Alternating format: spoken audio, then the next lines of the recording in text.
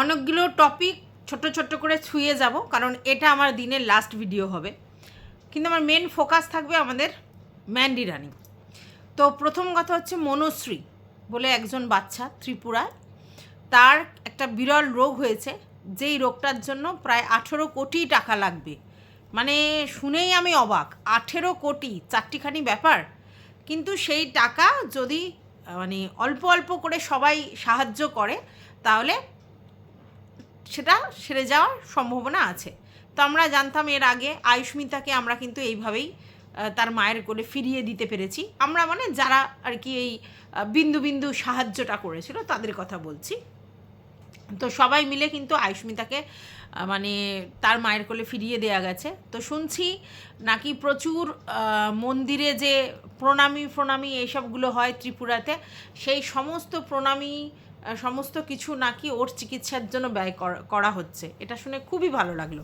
তো প্রথম আমি দেখলাম সেটা নিয়ে ভিডিও করেছে আমাদের পিয়া, আর তারপরে দেখলাম দেবশ্রীদি বলল গত 3 দিন আগে ওনার কমেন্ট বক্সে কেউ একজন কমেন্ট করে গেছিলো ওই বাচ্চাটিকে নিয়ে ভিডিও করতে, এবং উনি করেনি বলে তিনি আবার রাগও হয়েছে। খুব স্বাভাবিক ব্যাপার যে এরকম বললে চট করে ভিডিও করা যায় না, কারণ এই যে কিউআর কোডের ব্যাপারটা না সত্যি খুব মানে সেন্সিটিভ একটা ইস্যু, আর সত্যি খুব অন্যরকম লাগে। তো যাই হোক, পিয়া যখনই ওরকম একটা টাইটেল থাম্বনেল দিয়েছে, আমি পরিষ্কার বুঝতে পেরেছি যে ও ইচ্ছাকৃত এইসব টাইটেল থাম্বনেল দিয়েছে। কারণ এর আগে ও বলেছিল যে আর কোনো দিন আমি আর যাই হোক আমি এরকমভাবে কিউআর কোড দিয়ে টাকা তুলব না, ঠিক আছে। তো সেইটা বলার পর সে ঘর রং করছে, এটা করছে সেটা করছে, আর তারপরেই আবার কিউআর কোড নিয়ে বসে গেছে, সেটা কখনোই পসিবল নয়। তো আমি বুঝতেই পেরেছি যে ওটা অন্য কারোকে সাহায্য করার জন্যই ও বলেছে, কিন্তু থাম্বনেল টাইটেলটা একটু অন্যরকমভাবে দিয়েছে। তো কিছুদিন আগেই তো পিয়া একটা ভিডিওতে বললো যে আমাদের ভিউয়ার্স টানতে হয়, আর তার জন্য থাম্বনেল টাইটেলে খেলতে হয়। তো সেই ব্যাপারটাই কিন্তু পিয়া খুব পারদর্শী, অন্য ব্যাপারে পারদর্শী না হলেও এই ব্যাপারে খুব পারদর্শী, আর সেটাই দেখিয়েছে। তো সেটা দেখে যাই হোক, আলটিমেটলি ও বলেছে যে কিউআর কোডের ছবিটা দিয়েছে যে ওকে যাতে সবাই হেল্প করে, এবং সবাই যদি একটা একটা করে ভিডিও করে তাহলে খুব ভালো হয়। তো সেই ভিডিও দেখে আমি মৌয়ের চ্যানেলে গিয়ে দেখলাম যে সেখানেও কমেন্ট এসছে যে মৌ তুমি একে নিয়ে একটা ভিডিও করো। আচ্ছা, এইবার কথা হচ্ছে কিছুদিন ধরে দেখছি মৌয়ের বাড়িতে একটা অন্যরকম মানে হচ্ছে, সেটা হচ্ছে যে ভিউয়ার্সরা কিছু কিছু কথা বলছে। সেটা হচ্ছে যে ও কেন জিনিসপত্র কিনলো আর জিনিসপত্র বেচলো। এরমভাবে যখন তখন যত তত টাকা ইনভেস্ট করে জিনিসপত্র কেনা আর যখন তখন বিক্রি করে দেয়, এটা ঠিক নয়। দেখো, তার আগে আমি সেদিনকে চূর্ণী আর কৌশিকের একটা দেখছিলাম, TV9 18 নাকি এরকম একটা কিছুতে, বাংলা 18 এরকম কিছু একটা চ্যানেলে ইন্টারভিউ দেখছিলাম, যেখানে বলছিল যে এই যে আমাদের আসবাবপত্র, এদের প্রতি আমাদের ফিলিংস জড়িয়ে আছে, আর সেই ফিলিংসটা এতটাই জড়িয়ে আছে যে আমাদের সব ওই জিনিসের মায়া রয়েছে, মায়া। তো দেখো, আমরা এই যে এই পৃথিবীতে রয়েছি, সেটা তো সবটাই মায়ার বাঁধন। তো সেই আসবাবপত্র প্রতিও এত মায়া, এত অন্যরকম হয়ে গেছে। তো যখন ওর গড়িয়ার বাড়ি থেকে আর কি এইখানে আরবানাতে শিফট করে, তখন ওই সব আসবাবপত্রই 98%, দু একটা ছাড়া 98% সেই জিনিসপত্রগুলো নিয়ে এসেই ওর ফ্ল্যাট আবার ডেকোরেট করেছে। বুঝতে পেরেছো? তো এটা হচ্ছে ফিলিংস আসবাবপত্রের প্রতি। তো যারা বলছে বিক্রি করার কথা, তাদেরও মনে হয় সেই ধরনের ফিলিংস আছে, তাই তারা বলছিল বিক্রি করতে না, ঠিক আছে। এইবার মৌ যেটা বলছে যে আমরা কিন্তু 2 বছরের জন্য ওখানে থাকবো বলে গেছিলাম এরকম নয়, আমরা কিন্তু ওখানে লং টার্ম থাকবো এই পরিকল্পনা নিয়ে গেছিলাম। কিন্তু সবসময় তো সব জিনিসটা আমরা যেরকম পরিকল্পনা করি সেরকম হয় না, তাই সেটা হয়নি। তো আমাদের সেই জন্য চলে আসতে হয়। এবার কেন বিক্রি করেছে, ও যা হিসাবটা দিল, মৌ আর কল্লোল যে হিসাবটা দিল, তাতে দেখা গেল যে ওদের যে আসবাবপত্রগুলো কিনেছিল, মানে খাট, আলমারি, ফ্রিজ, যেগুলো যা কিনেছিল, তাতে 40,000 টাকা খরচা হয়েছিল, ঠিক আছে। আর বিক্রি করেছে ওরা 30,000 টাকা দিয়ে, তাহলে 10,000 টাকা লস হয়েছে। আবার ওরা যদি ওই 40,000 টাকার জিনিসটা এখানে নিয়ে আসতে যাইতো, তাহলে ওদের 30,000 টাকা খরচা পড়তো। তাহলে 40,000 টাকার জিনিস কিনে সেইটা যদি আবার 30,000 টাকা দিয়ে বর কস্টিং খরচা হয়, মাত্র 10,000 টাকা বাঁচানোর জন্য কোনো দরকার আছে এত হেডেক নেওয়ার? প্রথম। দ্বিতীয় কথা, তার মধ্যে আবার যে কোনো একজন মানুষ আসতে পারবে, মানে জিনিসের সাথে যে কোনো একজন মানুষ আসতে হবে, অন্যজনকে ট্রেনে করে আসতে হবে, ঠিক আছে? আচ্ছা, আরও একটা ব্যাপার হচ্ছে যে ওদের যে বাইকটা সেটা কিন্তু ওর মধ্যে ইনক্লুডেড নয়, ঠিক আছে? তাহলে একটা যদি আমরা মানে বড় ট্র্যাক করি যাতে আমার জিনিসপত্র চলে আসবে, তাতে যদি আমাদের হাজব্যান্ড ওয়াইফের একজন আসতে হয়, একজনকে ট্রেনে করে আসতে হয়, আবার বাইকটার জন্য আলাদা করে করতে হয়, আবার এই জিনিসগুলোর জন্য 30,000 টাকা লাগে, তাহলে সেটা তো অনেক এক্সেস। কেন ফালতু পয়সা দিতে যাবে তোমরাই বলো তো? তার জন্য ওরা ওইখানে ওই জিনিসগুলো বিক্রি করেছে, এবং এখানে এসে আবার ওই জিনিসগুলো তো লাগবে। ফ্রিজ ছাড়া এখন মানুষের জীবন অচল। আলমারিও লাগবে, ফ্রিজও লাগবে, ড্রেসিং টেবিলও লাগবে, তো সব মিলে ওরা আবার জিনিসপত্র কিনেছে। এইখানেই লোকের আপত্তি, কিন্তু ওরা কদিন ধরেই সেটাকে কন্টেন্ট করছিল, তাই আমি গিয়ে দেখলাম। তো এগুলো তো লাগবে, লাগবে বলেই কিনেছে, জীবনযাত্রায় তো এগুলো লাগবে। এবার তোমাদের অনেকের বক্তব্য থাকে যে এগুলো ফালতু ওয়েস্টেজ। দেখো, ওরা কিন্তু বলছে যে ওরা যে জিনিসগুলো কিনেছে সেগুলো ভীষণ এক্সপেন্সিভ নয়, সবই 3,000, 4,000, 5,000, 6,000-এর মধ্যে। তো ওদের ওই স্মৃতি জড়ানো ব্যাপার নয় যে ওটা বাবার দেয়া, ওটা ঠাকুরদার দেয়া, কি ওটা আমার সেই এই ছিল, সেরকম হলে আলাদা ব্যাপার ছিল, কিন্তু সেরকম তো নয়। তাহলে এই যুগে হচ্ছে মানে এরকম যদি মায়া থাকে তাহলে খুব মুশকিল। এবার যারা ওই যে আমার মানে বোনের বর চাকরি করতো ডিফেন্সে, আমি জানি, তো যারা ডিফেন্সে চাকরি করে তারা তো এরকম বহু জিনিস ফেলে দিয়ে আসে, বহু জিনিস কাউকে দিয়ে দিয়ে আসে, বহু জিনিস বিক্রি করে দিয়ে আসে। তার কারণ কি, যা কস্টিং পড়ে জিনিসপত্র নিয়ে আসার, প্রচুর দাম, যেগুলো না নিয়ে আসলে নয়, এক্সপেন্সিভ জিনিস সেগুলো নিয়ে আসে, ফালতু এইসব জিনিস কিন্তু নিয়ে আসে না। তো এরকম অনেকে করে, কারণ তাদের চাকরি সূত্রে তাদের দেশ বিদেশে ঘুরতে হয়, সব জায়গার জিনিস যদি সব জায়গায় ক্যারি করতে হয়, ক্যারি কস্ট প্রচুর পড়ে, তার জন্য নিয়ে আসে না। আচ্ছা, এবার আমি আমার কথাটা একটু বলে নিই, এখানে বলার দরকার আছে তাই বলছি। আমি আবার একটু পুরনোপন্থী। সেটা হচ্ছে আমি নতুন জিনিস কিনতে খুব ভালোবাসি, নতুন আসবাবপত্র, নতুন জিনিস কিনতে খুব ভালোবাসি, পুরনো জিনিস আমি রিপ্লেস করতে ভালোবাসি।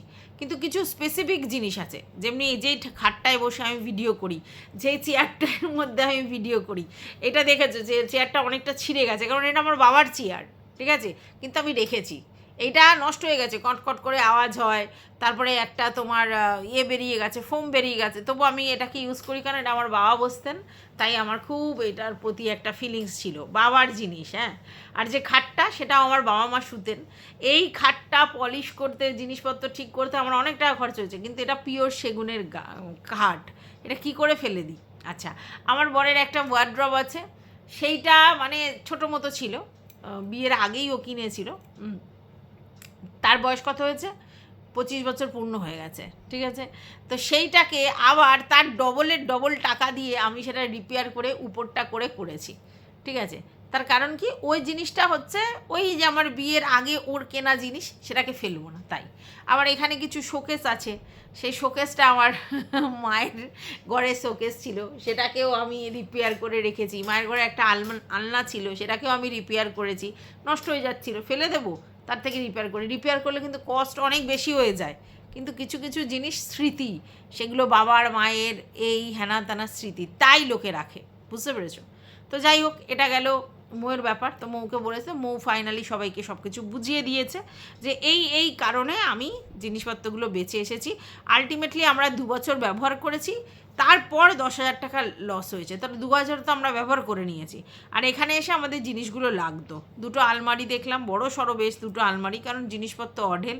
তারপরে একটা ট্রাঙ্ক দেখলাম, একটা ট্রাঙ্ক তাই দিয়ে দিয়েছে, বললো একটা ট্রাঙ্কের ভিতরে সমস্ত জিনিস রেখে সেটা সোফার মতো বসার জায়গা করেছে, ওইটা খুব ভালো বুদ্ধি।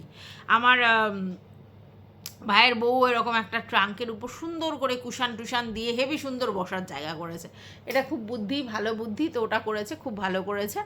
আর যেটা দেখলাম যে ফ্রিজ কিনেছে, ড্রেসিং টেবিল, আর হচ্ছে তোমার আলনা, এই না ফ্রিজ, আর ড্রেসিং টেবিল আর আলমারি যেটা হলো সেটা কিনেছে, তো সুন্দর করে সাজাচ্ছে। তো ওর ঠরাচ্ছে বলেও না সবাই ওকে বলছে যে তোমার ইউটেরাসে চাপ পড়বে, এরকমভাবে করে না। হ্যাঁ, আমিও জানি মেয়েদেরকে বলে যে এত এরকম ভারী ভুরি কাজ করতে বারণ, কিন্তু কি করবে বলো, নিজের ঘরের জিনিস তো নিজেই সরাবে। আর সব সময় তো লোক বল পাওয়া যায় না, তুমি সে টাকা দিয়েও পাবে না, আর ওদের তো বলছে টাকাও নেয় না পাড়া প্রতিবেশী, তো সবসময় কি সবাইকে ডাকা যায় একটু ধরে দাও একটু ধরে দাও? কিন্তু যারা নিজেদের মানে শরীর সচেতন তারা কিন্তু খুব স্মার্ট, তারা কিন্তু পয়সার বিনিময়ে হোক পয়সার বিনিময়ে না হোক তারা কিন্তু নিজেরা এরমভাবে পরিশ্রম করে না, কিন্তু মৌ সেটা করছে। তো যাই হোক, এইটা ছিল মৌয়ের এই ব্যাপারটা একটু টুকরো করে তোমাদের বলা, আর মনশ্রী ব্যাপারটাও তোমাদের বললাম। এবার চলে যাই আমাদের মারুর ব্যাপারে, ঠিক আছে?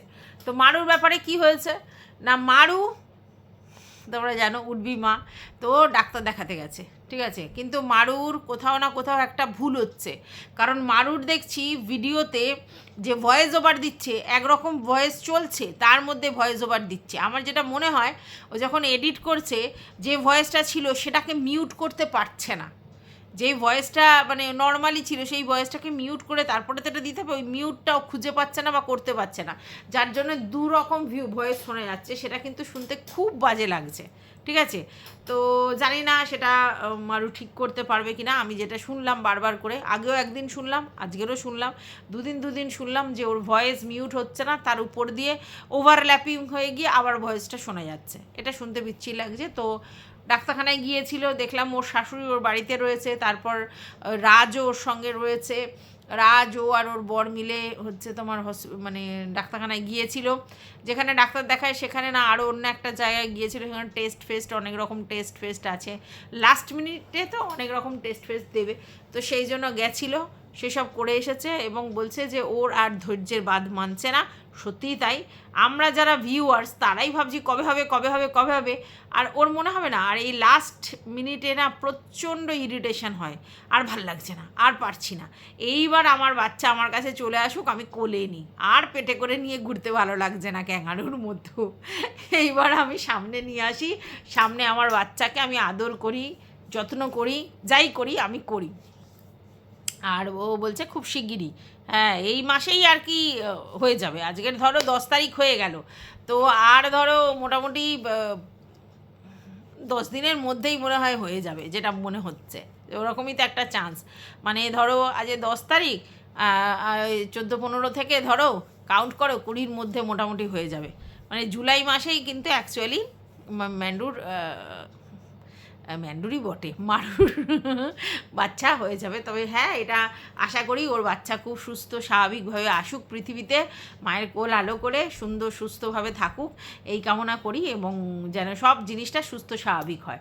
তো মারুর ব্যাপারে এটুকুই আমার বলার ছিল। এইবার চলে যাই আমাদের মেন টপিক, হচ্ছে আমাদের ম্যান্ডু রানী। তো তোমাদের ওয়েলকাম করেছি, তো চলো আরেকবারই করে নিই, welcome back to my channel. আশা করছি তোমরা সবাই খুব ভালো আছো, আর আমিও খুব ভালো আছি নতুন একটা ভিডিওর সাথে। আমি রুনা লাইফস্টাইল থেকে। কালকের একটা পয়েন্ট আমি মিস করে গেছি, যেই পয়েন্টটা ভীষণ এসেন্সিয়াল ছিল, সেটা হচ্ছে আমাদের ম্যান্ডু রানীর বাচ্চা, হ্যাঁ, সে হচ্ছে ব্লগিং করছিল। প্রথম কথা হচ্ছে, দেখবে সিনেমাটিস্ট যারা মানে আর্টিস্ট যারা, তাদের ছেলেমেয়েরা বেশিরভাগ ক্ষেত্রে সিনেমা আর্টিস্ট হওয়ার চান্সেস বেশি থাকে। তার কারণ কি জানো? তারা ওই বাবা মাকে দেখে না ওই পেশাটার প্রতি তাদের একটা ফিলিংস গ্রো করে যায়। আর সব থেকে বড়ো কথা, এই যে ক্যামেরা, এই যে বিখ্যাত হওয়া, সে যেভাবেই হোক বিখ্যাত হওয়া, এই যে ক্যামেরার সামনে এত ফলোয়ার্স, এত ভিউয়ার্স, এইগুলো এত অডিয়েন্স, এইগুলো একটা অন্য নেশা, বুঝতে পেরেছো? তাই যেমনি সিনেমা আর্টিস্টদের ছেলেপুলেরা সিনেমা আর্টিস্টের ওই গ্ল্যামার জগৎটা, হ্যাঁ, প্রচুর ওদেরকে টানে, ঠিক আছে? এবং এই যে ভিউয়ার্সরা, এই যে অডিয়েন্স, এই যে মানে তাদের ফ্যান ফলোয়ার্স বাবা মায়ের দেখে না, তাদের মনের মধ্যেও এটা জাগে যে আমরা ওরকম হব আর আমাদের এরকম হবে। তো সেই জন্য বেশিরভাগ ক্ষেত্রে দেখেছি এগুলো হয়। তার মানে কি এক্সেপশনাল নেই? অবশ্যই আছে। তো ম্যান্ডোর ক্ষেত্রেও আমরা সেম জিনিসটা দেখেছি। ম্যান্ডো আর মানে ওর মেয়ের ক্ষেত্রে, ওর বাচ্চা পরিষ্কার ওর মাকে নকল করে, এবং সবথেকে বড় কথা, ও কি দেখছে আশেপাশে, যে আমার মা, আমার দিদিমা, আমার পিসি, আমার জেঠিমা, আমার ছোটদি, মানে ওর ছোটো মা যে, সবাই ব্লগিং করছে, সবাই ব্লগিং করছে। তো একটা বাড়িতে শুধু মা নয়, মায়ের সাথে সাথে এতগুলো লোক ব্লগিং করেছে। ইনফ্যাক্ট আমার বাবাও ব্লগিং করতো, এখন ছেড়ে দিয়েছে আলাদা কথা, আমার বাবাও ব্লগিং করে। তাহলে সেখানে মা ব্লগিং করছে, দিদা ব্লগিং করছে, বাবা করতো, পিসি করছে, তারপরে এরা এত মানে বাড়ির পুরো ফ্যামিলি ব্লগার। তো সেইখানে তার মনের মধ্যে ব্লগিং ছাড়া অন্য কিছু ইন্টারেস্ট জাগবে? তোমরা চিন্তা করে দেখো তো। তাই ওই মেয়েটা ব্লগিংয়ের প্রতি প্রচণ্ড ফিলিংস। আমি বহুবার দেখেছি যে ওর দিদার চ্যানেল থেকে এসে ও টোটালি লাইভ আসছে এবং লাইভে ও কন্ট্রোল করছে, ওর দিদাকে ও কন্ট্রোল করছে। পাবলিক ডিলিংস যেটা ভিউয়ার্সদের সঙ্গে লাইভে হয় সেটা ও করছে। এবং আমি বলছি ওই মেয়েটা ওর বয়সের তুলনায় অনেক বেশি ম্যাচিওর। আমি জানি না কেন, মাকে দেখে হয়েছে নাকি বাড়িতে সারাক্ষণ এই ধরনের আলোচনা হয় বলে হয়েছে জানি না, মেয়েটা কিন্তু যেই বয়স তার তুলনায় অনেক বেশি ম্যাচিওর। ওর মধ্যে চোখের এক্সপ্রেশন, কথা বলা, মুখ ঘোরানো, সমস্ত কিছু দেখে মনে হয় যে অনেক বেশি অ্যাক্টিভ, ঠিক আছে, এবং ক্যামেরাতে প্রচণ্ড স্বতঃস্ফূর্ত। দেখো এগুলোর ভালো দিকও আছে, খারাপ দিকও আছে। ভালো দিকটা কি, ও যদি ব্লগিং করে তাহলে ওই ম্যান্ডির মেয়ে, এটা তো একটা ব্যাপার থাকবেই। তাছাড়া ওর যে কোয়ালিটি আছে ও ব্লগিংটা ভালো করে করতে পারবে। তো উডবি ব্লগার হিসেবে খুব ভালো জায়গা, ভালো পজিশন করতে পারবে যদি দর্শক ওকে সেইভাবে অ্যাকসেপ্ট করে, ঠিক আছে। কিন্তু ব্যাপারটা হচ্ছে এখন ওর এজ কি, এখন ওর পড়াশোনার টাইম। এখন যদি এই সব ব্যাপারে ও ইন্টারেস্টেড হয়ে যায়, যদি বুঝতে পারে যে ওর একটা মানে বেস তৈরি হয়েছে, তাহলে পড়াশোনাটা গোল্লায় চলে যাবে। এটাই হচ্ছে মেন ব্যাপার। যেমন ধরো ছোট ছোট বাচ্চাদের নিয়ে যে ভিডিওগুলো বাচ্চাদেরকে নিয়ে করায়, তারা কি এখন থেকে মানে ভিডিওতে বেশ অ্যাক্টিভ, আরেকটু যখন বড় হবে আরও স্মার্ট হয়ে যাবে, ঠিক আছে। তো তারপরে একটা সময় গিয়ে যদি ওরা নিজেরা সিনসিয়ার না হয়, তাহলে দেখছি এখান থেকে তো প্রচুর টাকা ফাঁকা ইনকাম হচ্ছে, তাহলে আর পড়াশোনার প্রতি ফিলিংসটা থাকবে না। এবার ম্যান্ডির এক্সপেকটেশান কি, আমার মেয়ে সরকারি চাকরি করবে, হ্যাঁ চাকরি না সরকারি চাকরি করবে। তো সেই যে ব্যাপারটা যে সরকারি চাকরি করবে, ব্লগিং করবে না, সেই ব্যাপারটা হবে না। তো ম্যান্ডি যদি এখন থেকে ওর হাতে ক্যামেরা দিয়ে ওকে ক্যামেরা করতে দেয়, তাহলে উডবি ব্লগার তোমরা অবশ্যই পাবে। আর মেয়েটার পড়াশোনা গোল্লায় যাবে। এমনিও মেয়েটা পড়াশোনা করতে ইন্টারেস্টেড নয়, সেটা আমরা শুনেছি, কারণ ওর যে রেজাল্টের গল্পগুলো শুনেছি তাতে এটা পরিষ্কার যে মেয়েটা পড়াশোনা করতে ইন্টারেস্টেড নয়। তো তারপরে অ্যাটমসফিয়ারটাও সেই লেভেলের পড়াশোনা করার মতো নয়। তো মেয়ে তো ভেরি স্মার্ট আর পাকা হয়ে গেছে, ব্লগিংয়ে দেখছে মায়ের কাছে প্রচুর প্রচুর টাকাও, কেন ভিডিও মানে করতে যাবে। পড়াশোনাটা কি জানো তো, একটা পড়াশোনাটা হচ্ছে একটা ফিলিংস, হ্যাঁ পড়াশোনাটা হচ্ছে একটা পূজা, ঠিক আছে। তো সবার বাড়িতে পড়াশোনার ফিলিংসটা থাকে না। যারা দেখছে যে পড়াশোনা ছাড়া লক্ষ লক্ষ টাকা সে যেভাবেই হোক যে পথেই হোক ইনকাম করছে, তাদের বাড়ির ছেলেমেয়েরা কি দেখছে, যে পড়াশোনার দরকার হচ্ছে না, তো বিনা পড়াশোনায় লক্ষ লক্ষ টাকা ইনকাম করছি, তাহলে পড়াশোনার প্রতি ওই ফিলিংসটা থাকবে।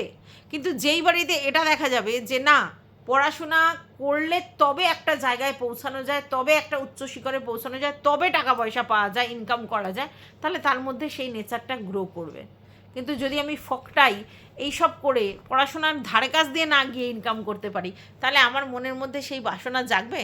আমার বাচ্চা তো দেখছে এমনি ইনকাম হচ্ছে, মানে এই ব্লগিং করে ইনকাম হচ্ছে, তার জন্য পড়াশোনার কোনো দরকার হয় না, তাহলে কি করবে? তো এই জন্য ওর মধ্যে হয়েছে। তো যদি অ্যাজ আ ব্লগার হিসেবে ও ট্রিট হয় পরের দিকে, তাহলে সেটা খুব ভালো জিনিস যে হ্যাঁ ও ব্লগিং ভালো করতে পারবে, সেটা ওকে দেখলেই বোঝা যায়।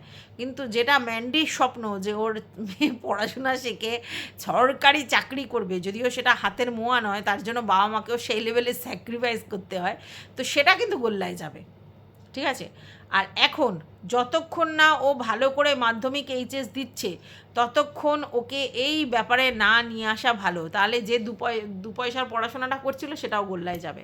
তাই অন্তত এইচএস পর্যন্ত আগে ভালো করে পড়াশোনা করুক, তার মধ্যে এইচএসের পরে যদি ব্লগিং করার ইচ্ছা হোক, কিন্তু এইচএস পর্যন্ত ভালো করে পড়াশোনাটা আগে করুক, তারপরে ক্যামেরায় করবে। তো যাই হোক, ওর ক্যামেরাতে বারবার বলছিল যে ওয়েট ওয়েট ওয়েট, ঠিক আছে আরও আছে, পুরোটা দেখতে থাকো, মানে পুরো মাকে কপি ক্যাট করেছে, মানে কপি করেছে, ভাবতে পারছো কী অবস্থা। কিন্তু ভালো লাগছিল, বাচ্চা মানুষ তো, ওর চোখ মুখগুলো ভালো লাগছিল। আবার দেখলাম জামা কাপড় তুলছে, এটা খুব গুড হ্যাবিট। এই যে বাচ্চাদের দিয়ে ছোটো ছোটো কাজ করানো, কখনো জামা কাপড় তোলানো, কখনো জলের গ্লাস নিয়ে আসা, কখনো বোতল ভরা, কখনো এটা ওটা করা, ছোটোখাটো কাজ বাচ্চাদের দিয়ে করাতে হয়, নালে কিন্তু তারা শিখবে না। ছোটোবেলা থেকেই ছোটো ছোটো কাজ করতে হবে। খেতে বসলে নুন নিয়ে আসো, এই নিয়ে আসো। আমার তো বাবু ছোটোবেলায়, একেবারে ছোটোবেলায়, মানে 3-4 বছর বয়স, তখন তোকে বলতো নুনের জায়গা নিয়ে আয়, ইচ্ছে করে বলতাম চামচ নিয়ে আয়, ঠিক আছে, স্পুনটা নিয়ে আসো, আনতো কিন্তু, ঠিক আছে। এখন বড় হয়ে অনেকটাই হয়ে গেছে, কিন্তু তখন কিন্তু কথা শুনতো না, এখনও তাই। ও কিন্তু অনেক কাজ নিজে করে। এখন যে সকালে যাচ্ছে, এখন সকালে আর ভাত খেয়ে যাচ্ছে না, মুসলি খেয়ে যাচ্ছে, তো নিজেই উঠে নিজেই সমস্ত করছে, নিজেই ড্রাই ফ্রুট ভিজিয়ে রাখে, নিজেই সকালবেলা দুধ গরম করে, নিজেই মুসলির মধ্যে ড্রাই ফ্রুট দিয়ে, তারপরে কলা ফলা দিয়ে যা যা থাকে নিজেই করে নিজেই খেয়েছে। আমাকে ডাকে পর্যন্ত না, জানে আমি রাত্রিরে ভিডিও করি, তার জন্য ডাকে পর্যন্ত না। হ্যাঁ, ভাত খাওয়ার কথা যদি ও ভেবে থাকে যে না আজকে আমি মাছের ঝোল ভাত খেয়ে যাব, বা ডিমের ঝোল ভাত খেয়ে যাব, বা এরকম কিছু, তাহলেও আমাকে আগে বলে দেয় যে মা কালো ভাত খেয়ে যাব, তো সেক্ষেত্রে সেরকমভাবে প্রিপারেশন নিই। না হলে বেশিরভাগ দিনই ও এখন এরকমভাবে খেয়ে যাচ্ছে। তো তার জন্য বিশ্বাস করবে না, আমাকে ডাকেও না। তাহলে এরকম ছেলে আর কোথায় পাবো বলো তো? ঠিক আছে, আমার হাজব্যান্ডও তাই। সকালবেলা ভোরবেলা বেরিয়ে গেলে ওরা কোনো দিন আমাকে ডিস্টার্ব করে না, ওরা ওদের মতো চা ফা খেয়ে ও চা করে খেয়ে চলে যায়, ঠিক আছে। যে ওকে ডাকবো এই না, কারণ আমাদের বাড়িতে একে এটা করতে হবে, ওকে ওটা করতে হবে, মেয়ে হয়েছে বলে তোমাকে এরকম ব্যাপার নেই, একদমই নেই। তো যাই হোক, এটা গেল হচ্ছে ব্লগারের ব্যাপার। এইবার চলে আসি ম্যান্ডি আজকের তার পেঁপে গাছ নিয়ে পড়েছে। তো সেই পেঁপে গাছে হচ্ছে ফল হচ্ছে না, তার জন্য অনেকে বলছে এটা ছেলে পেঁপে গাছ, আর অনেকে বলছে না পরে ফল দেবে। আমাদের বাড়ির পাশে পাঁচিলের ওপারে ময়লা ফেলে ফেলে একটা পেঁপে গাছ হয়েছিল, বহু দিন কোনো পেঁপে হয় না, শুধু ডালপাটা গজিয়ে বড় লম্বা হয়ে যায়। তারপরে কি করলো আমাদের পাশেই একজন, সে কি হচ্ছে মাথাগুলোকে ছেটে দিল। তারপরে দেখলাম যে মাথাগুলোকে অল্প করে ছেটে দেওয়ার পরে এদিক দিয়ে ওদিক দিয়ে গ্যাস বেরোলো, আর তারপরে দিব্যি পেঁপে হচ্ছে বহুদিন পর। তাই জন্য বলা যায় না যে এটা ছেলে গাছ, ওরকম হলে অনেক সময় এরকম হয়। তো ওর পেঁপে গাছটা তো সেই হিসেবে একদমই ছোট, অত বড় নয়। তো দেখা যাক, নিশ্চয়ই হবে। আর যখন আছে থাক না, না পেঁপে হয় না পেঁপে হবে, যখন হবে তখন হবে, ঠিক আছে। এটা গেল পেঁপে গাছ। তারপরে হলো বাসন মাজা নিয়ে ও নানা রকম টেরাই মেরে দেখছে যে কোন বাসন মাজাটা ওর জন্য স্যুট করে। মানে এটা হচ্ছে যে তোমার কোন বাসন মাজা, মানে ছোটো ছোটো করে অল্প অল্প করে বাসন মাজাটা শ্যুট করে, নাকি একবারে বেশি বাসন মাজাটা শ্যুট করে, সেরমভাবে চলছে, ঠিক আছে। কোনোটাই শ্যুট করবে না। পরিষ্কার বোঝা যাচ্ছে যে বাসন মাজতে গিয়ে, ঘর মুছতে গিয়ে ব্যবসা বন্ধ হয়ে যাচ্ছে। ব্যবসা থেকে ইনকাম হয় তো, ব্যবসা থেকে ইনকাম হয় তো, তাহলে 3,000 টাকা কাউকে দিলে আমার যদি 30,000 টাকা ঘরে আসে, তাহলে আমি 3,000 টাকার কাজটা করতে যাব না 30,000 টাকার কাজটা করতে যাব? এটাই তো কনসেপ্ট, ঠিক আছে। তাহলে এখানে যদি আজকে স্যান্ডি বলে যে তোমাকে এইগুলো করতে হচ্ছে বলে তুমি ব্যবসা বন্ধ করে দাও, তাহলে তো খুব লস কারবারে। তা আমার মনে হয় ব্যবসাটা কন্টিনিউ করো, ইমিডিয়েট একটা কাজের লোক জোগাড় করে ওই ডেলি ইউজেস, মানে ডেলি 100 টাকা করে দেবে, ওটা ওই ইমিডিয়েট জোগাড় করো। বাসন মাজা ঘর মোছাটা অন্তত করুক। আগের জীবনটা আলাদা ছিল, এখন জীবনটা অন্যরকম, মানুষ অভ্যেসের দাস, একদম ঠিক কথা। দ্বিতীয় কথা, এখন অনেক রকম মানে পারিপার্শ্বিক কাজ চলে এসেছে। এখন এই ঘর মোছা বাসন মাজা করে জীবন কাটালে তো চলবে না, ঠিক আছে। ঘর মোছা বাসন মাজার জন্য লোক রেখে ব্যবসাতে ইনভলভ করতে হবে, কারণ ওখান থেকে আমার টাকা আসে, ওটা আমার লক্ষ্মী। ব্যবসা বন্ধ করে বাসন মাজা ঘর মোছা কে ভাই করে? তো এখন উপায় নেই, তার জন্য করতে হচ্ছে। তো আমার মনে হয় ইমিডিয়েট লোক দেখার দরকার। আমি তো নিজে পারছি না, কারণ আমি অসুস্থ হয়ে পড়ছি সেই জন্যে। তো এই বুদ্ধিটা আমার মনে হয় অ্যাপ্লাই করার দরকার। হ্যাঁ, মাসি এক্ষুনি আসলেই তো এক্ষুনি কাজ করতে পারবে না, কারণ উনি অসুস্থ হয়েছেন, আর আমি বলেছি ওনার কিন্তু জল ঘাটলে কিন্তু আবার প্রবলেম হবে। তাই ওনাকে দিয়ে ওই তোলা খোলা কাজ করানোই ভালো। ওই মাসিকে দিয়ে বিশ্বস্ত যেহেতু, তাই মানে 5 মাস খাটানো, তোলা খোলা কাজ, ডাস্টিং, এইসবগুলোই করানো ভালো। মাসিকে দিয়ে জল ঘাটানোর কাজ করে লাভ নেই। আর 3,000 টাকা যখন মাসিকে দেওয়া হয়, তাহলে তো ভালোই টাকা দেওয়া হয়। তো মাসিকে এমনিও খাবার দাবার দেওয়া হয়, তো সেক্ষেত্রে মাসি খাবে দাবে, 3,000 টাকা জায়গায় 4,000 টাকা নিয়ে সারাদিন থাকবে, কি অসুবিধা আছে? মাসির কি তাতে পোষাবে না? আমি জানি না। আর তাহলে মানে দায়িত্বটাও থাকলো, বাড়িতেও থাকলো, উনিও সুস্থ থাকলো, 4,000 টাকাও পেলো, খাওয়া দাওয়াও পেলো, প্লাস হচ্ছে বেশি কাজ করতে হলো না। সেটাই আমার মনে হয় ওনার জন্য ভালো হবে। আর ওই 100 টাকা করে যে লোক রাখার ব্যাপারটা হচ্ছে, সেরকম যদি ঘর মোছা বাসন মাজার জন্য, আমি জানি না ওখানে কত টাকা দিতে হয়, সেই টাকা দিতে হবে। ঠিক আছে, কাজের লোক রেখে নিজের কাজটা কমিয়ে নিজেকে শারীরিকভাবে মানসিকভাবে সুস্থ রেখে বিজনেসে ইনভলভ হওয়াটা সব থেকে বুদ্ধিমানের কাজ আমার মনে হয়। কারণ এই সময় ওই ঘর মুছে বাসন মেজে বিজনেস লস করে কোনো লাভ নেই, যখন বিজনেসটা আমার রানিং হয়ে গেছে, তাই না? আচ্ছা, আর একটা জিনিস দেখলাম যেটা ভীষণ ব্যাড হ্যাবিট, সেটা হচ্ছে ডাইরেক্ট গ্যাসে পাউরুটি সেঁকছে। খুব বাজে হ্যাবিট। প্রথম কথা হচ্ছে ওই যে যেগুলো হয় না রুটি সেঁকা, সেটার উপরেও কিন্তু পাউরুটি সেঁকা যায়। ঠিক আছে, যদি না তাতে হয় তাহলে একটা প্যান নিয়ে তার মধ্যে কিন্তু পাউরুটি দিয়ে সেঁকলে সব থেকে ভালো হয়। ওরকম কালো কালো হয়ে যায় না, উপর দিয়ে একটুখানি ব্রাউনিশ হয়, ওইটা হচ্ছে সব থেকে ভালো। মানে ডাইরেক্ট সেঁকার উপর দিয়ে পাউরুটি দিয়ে এরকম পুড়িয়ে পুড়িয়ে পাউরুটি খাওয়ার দরকার নেই। ওই সব ওল্ড কনসেপ্ট আমাদের মা কাকিমারা আগেকার দিনে করতো, ম্যান্ডি এখনও সেইগুলো ধরে বসে আছে। একদম না। একটা ফ্রাই প্যান নেবে বা চাটু টাইপের কিছু জিনিস নেবে, তার মধ্যে পাউরুটিগুলো দিয়ে একদিকটা ব্রাউন ব্রাউন হবে, আবার উল্টে দেবে, এই করবে। আর যদি এগুলো করতে খুব অসুবিধা হয় তাহলে একটা টোস্টার কিনে নাও, খুব বেশি দাম নয়, 1,000-1,200 টাকায় টোস্টার এভেলেবেল। 1,000-1,200 টাকায় টোস্টার এভেলেবেল। ওই যে যেটা আছে, যেটাতে চা করতো, আগারোর যেটা দিয়ে চা করতো, ওর মধ্যে ডিম সিদ্ধ করতে দিয়ে দাও, আর টোস্টার প্লাগ গুঁজে দাও, টোস্টারের পাউরুটি দিয়ে দাও, ওর যথাসময়ে টোস্ট হয়ে বেরিয়ে আসবে। মিডিয়াম, লো, হাই সব করা আছে। একটা টোস্টার কিনে নাও, পাউরুটি সেকে বেরিয়ে আসবে। প্রত্যেক দিন সকালবেলা ব্রাউন ব্রেড খাওয়াই যেতে পারে, দুটো ব্রাউন ব্রেড খাওয়াই যেতে পারে, এবং সেটা স্যান্ডিও খেতে পারে যদি ইচ্ছা করে, স্যান্ডিও খেতে পারে। স্যান্ডি যদি নাও খায়, তোমরা দুজনে দুটো ব্রাউন ব্রেড, একটা ডিম সিদ্ধ, একটা কলা ইজিলি খাওয়া যেতে পারে। ঠিক আছে, অতএব ওই রকম ভালো ফুড হ্যাবিট করো। মেয়ে যদি স্কুলে ভাত খেয়ে যায় সেক্ষেত্রে আলাদা কথা, না হলে এরকম ব্যবস্থা করো। টোস্টার একটা কিনে নাও, তাতে খুব সুন্দর টোস্ট হয়ে যাবে। গেল এটা কথা। এইবার চলে আসি কমফোর্টারের কথা। ঠিক আছে, কমফোর্টারের কথা ভিউয়ার্সরা কে বলেছে আমি জানি না, বাট আমি বলেছিলাম ভিডিওতে কমফোর্টারের কথা। ঠিক আছে, যে ওই যে বড় বড় কী যেন বলে ব্ল্যাঙ্কেট, ওগুলো এসিতে গায়ে দেয় না। ওগুলো এসিতে গায়ে দিলে পেট গরম হবে, যেটা ওর বাচ্চাটার হয়েছিল। তো ওই জন্য বলেছিলাম অনলাইনে কমফোর্টারের কথা। ঠিক আছে, তো দেখলাম ও মিশো থেকে অর্ডার করেছে কমফোর্টারটা। ও বললো কমফোর্টারটা মানে ভালো এসেছে, মানে কোয়ালিটি ভালো এসেছে। আমি জানি না, ওরকম কমফোর্টার আমি দেখিনি। প্রিন্টেড দেখলাম, একটু পাতলা টাইপের দেখলাম। কিন্তু অ্যামাজনে এবং ফ্লিপকার্টে সুন্দর সুন্দর কমফোর্টার আছে কিং সাইজের। ঠিক আছে, ওটা অত পাতলা নয়, একটু মোটা টাইপের, একটু ফ্লাপি টাইপের। তাছাড়া রিলায়েন্সে ভালো কমফোর্টার আছে। ঠিক আছে, তো সেইগুলো থেকে কিন্তু সুন্দর সুন্দর কেনে যায়। তো প্রথম একটা কিনেছে, ঠিক আছে, একবার ব্যবহার করে দেখুক, তারপরে সে সুন্দর সুন্দর কমফোর্টার পাওয়া যায়। ঠিক আছে, মিশোয় আমি জানি না ওটা কতটা, ও নিশ্চয়ই ওটা একটু চিপই হয়েছে, কারণ অ্যামাজন ফ্লিপকার্টের থেকে মিশো একটু সস্তাই হয়। তো ও বলছে ওইটা কোয়ালিটি ভালো, কিন্তু আমি যেটা দেখে বুঝলাম যে অতটাও কোয়ালিটিটা ভালো নয়, দেখে যেটা বুঝলাম, গায়ে দিয়ে তো আর বুঝিনি। তো সেই জন্য আমার মনে হয় যে ফ্লিপকার্ট, অ্যামাজনে প্রচুর প্রচুর কমফোর্টার পাওয়া যায়। ওর যদি প্রয়োজন পড়ে ওইগুলো কিনতে পারে কিং সাইজের। একটু দেখতে হবে, ইউটিউবে সার্চ করতে হবে যে বেস্ট কমফোর্টার কোথায় পাওয়া যায়। ঠিক আছে, তো সেগুলোতে সব দিয়ে দেবে ইউটিউবে, প্রচুর ভিডিও, নিজে শুধু মুখ থেকে বলো, ব্যাস চলে আসবে। তো সেখান থেকে ভালো কমফোর্টার খুঁজে খুঁজে দেবে। একটা তো নিয়েছে, ঠিক আছে, কিন্তু বাদ বাকি যখন কিনবে ওরমভাবে নেবে।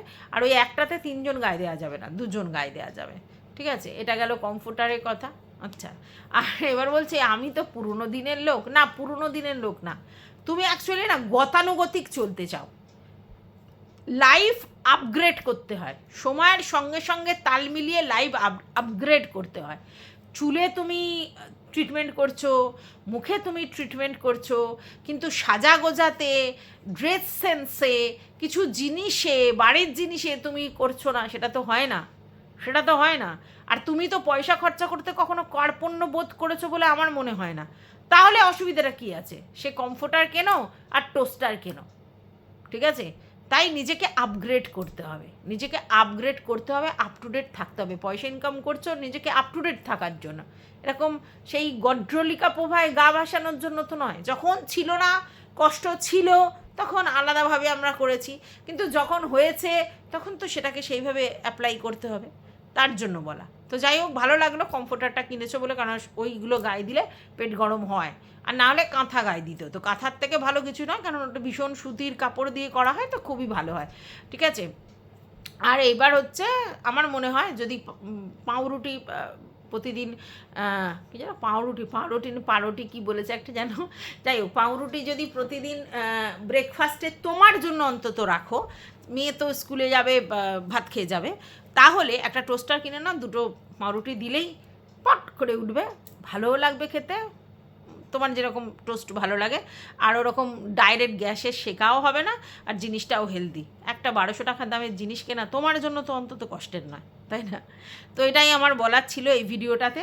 আবার আজকের ভিডিওটা বড় হয়ে গেল, তো এই ভিডিওটা এখানেই রাখছি। এইবার আবার একটা ভিডিও করব অবশ্যই আমাদের বোতল মশাইকে নিয়ে, হ্যাঁ মানে বোতল আবার একটা ভিডিও করেছে, সেটা নিয়ে একটা ভিডিও করব অবশ্যই। তারপরে অন্য কন্টেন্টও আছে, দেখা যাক কী হয়। তো এখন টাটা।